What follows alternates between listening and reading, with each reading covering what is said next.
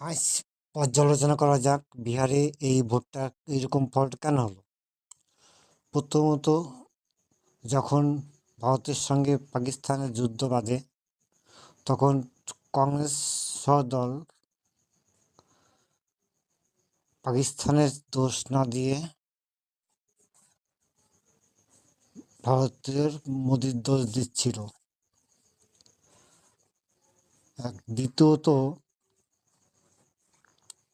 Bengal file বাংলায় মমতা ব্যানার্জি না করতে দেওয়া কারণ। তৃতীয় কারণ, জঙ্গিদের সাহায্য করা।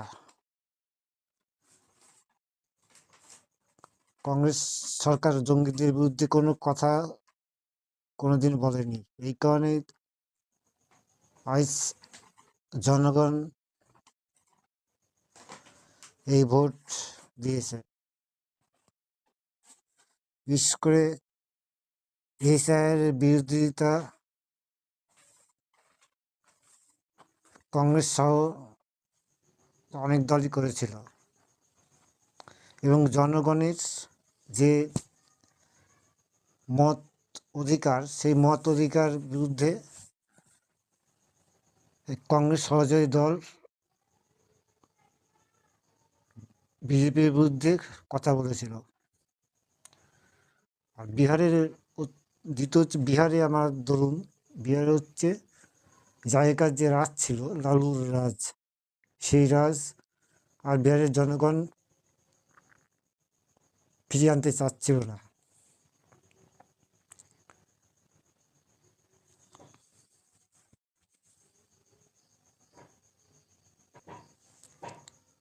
আর নীতিশ কুমারের একটা কাজ ছিল যে মদ নিষিদ্ধ করা হয়েছিল, এতে অনেক মহিলারা খুশি।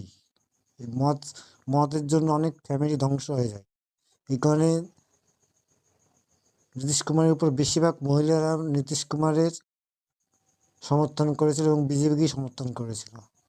কারণ জনগণের একটা ভাবার চিন্তা ছিল যে কংগ্রেস হোক, যেই দলে হোক না কেন, এদের ফ্যামিলি আছে, কিন্তু বিজেপি যারা উপরে যারা আছে, যোগী বলুন, মোদি বলুন, এদের কোনো ফ্যামিলি নেই। অর্থাৎ এদের মানুষের হয়তো দিতে পারবে না, হয়তো কারো কাছ নিজে খাওয়ার চিন্তাভাবনা এদের ছিল না।